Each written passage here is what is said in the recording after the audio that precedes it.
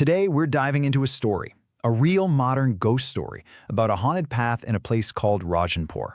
And trust me, it's a place where one wrong turn can lead you somewhere truly unforgettable and not in a good way. So, let's get right into it. You know, every good ghost story seems to start with a warning, doesn't it? And this one is no different. You've got a village elder telling a visitor, "Son, never take the old peepal tree path at night." It's simple, it's direct, and it's the very first clue that this particular shortcut is anything but. Okay, so why the warning? To really get it, we kind of have to walk that path ourselves. We're going to see this whole thing through the eyes of a guy named Ajay. He's a city guy, a total skeptic, who thinks all this ghost stuff is just, superstitious nonsense. So, picture this, right? It's pitch black, it's raining, and Ajay is all alone out there. The only thing lighting his way is this tiny beam from his torch.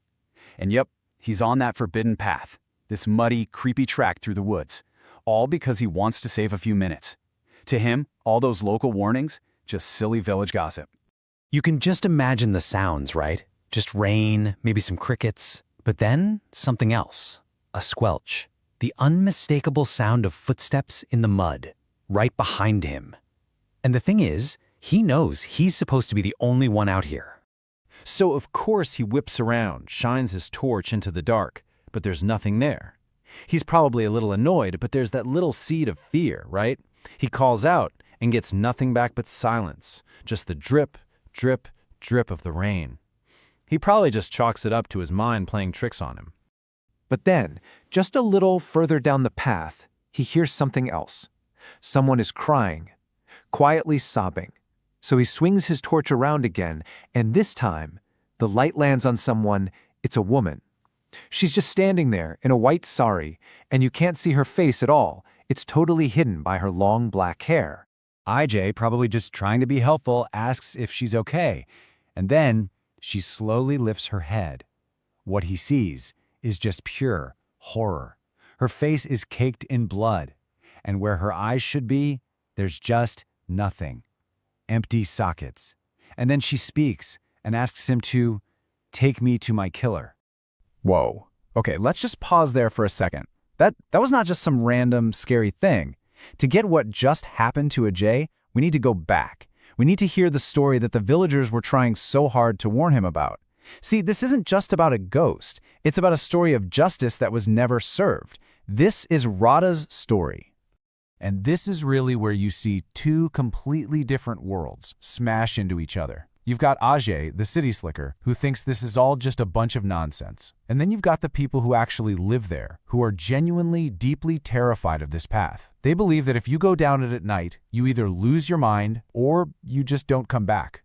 So, where does all this fear come from? It all goes back to the tragic legend of a woman named Radha. See, she was the daughter of the village leader. Years and years ago, she was betrayed and murdered right on this path. And the story goes that her spirit never left. It's been haunting this place ever since, looking for revenge, looking for the man who killed her. Okay, so this is where it gets really good. You've got all the pieces on the board, right? The skeptic, the ghost story, and a killer who's still out there. And they are all about to come together in one explosive moment on this one little haunted path. And it turns out Ajay even being on that path wasn't a coincidence. It was a trap. See, this other villager, a guy named Mohan, was the one who pushed Ajay to take the shortcut. But then a local holy man, a tantric, steps in, and he drops an absolute bombshell. Mohan? He's the guy. He's the one who killed Radha all those years ago, and he sent Ajay down that path as bait. So right as everyone figures this out, Mohan shows up on the path, probably looking for Ajay. But he doesn't find Ajay, he finds Radha. Her spirit isn't searching anymore, she's found him. And the last thing anyone heard from that path that night, Mohan screams, followed by total, bone-chilling silence. And yeah, he was never seen again. But believe it or not, this story doesn't actually end there. Radha got her revenge, sure. But that haunted path? It was just the tip of the iceberg. Now we're going to switch gears and follow another traveler, a guy named Arush. And what he finds is, well, it's a horror that's much, much bigger than just one ghost. So Arush's nightmare starts when his bus basically dumps him in the middle of nowhere at this lonely roadside diner. The sun's going down and the owner is in a huge hurry to lock up. Before he literally bolts, he gives Arush this weird, ominous warning. After sundown, no one stays here. And then, poof, he's gone, leaving Arush completely alone as it gets dark. Okay, so Arush is stranded. He checks his phone, sees a little village on the map not too far away. He figures, great, shelter. But as he gets closer, he realizes something is really off. The whole village is dark, no lights, and it's quiet, like too quiet. He steps into the village, using his phone as a flashlight, and the light catches something up in a tree. It's a woman, and before he can even make sense of it, she just starts laughing, this crazy, manic laugh, while hanging upside down. Yeah, you can bet Arish didn't stick around. He just ran. So he's running, just pure terror, and he runs right into this young guy at the edge of the woods. And this stranger, he's the one who finally explains what in the world is going on in that village. He tells Arush's secret that's been buried for decades. The story goes all the way back to 1946. A British officer wanted this village girl, Rupa. Her dad said no way and quickly set up her marriage to a local boy named Kishan. But the village chief was a collaborator. He ratted them out to the British. And on the night of the wedding, soldiers showed up, surrounded the celebration, and burned the whole village down. Everyone. So after telling Arush this absolutely horrific story, the young man introduces himself. His name, he says, is Kishan. He tells Arush he can stay the night in an old abandoned-looking house nearby, and that he'll be totally safe there until sunrise. And this is where the final piece of the puzzle falls into place. Arush makes it through the night, wakes up to a bus horn in the distance. He looks around and Kishan is nowhere to be found. But the daylight, it shows him something he couldn't possibly have seen in the dark.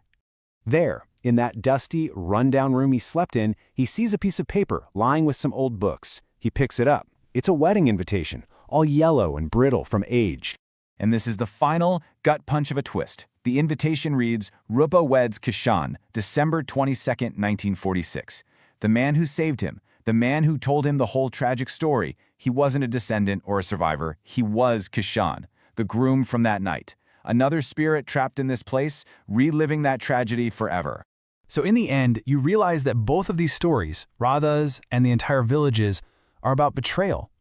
Their stories were cut short, and their spirits just can't find peace. It kind of shows you that these ghost stories aren't just about scaring people. They're really echoes of things that went wrong, of justice that was never found. And it really makes you think, doesn't it? How many places do we walk by every day that have their own untold stories?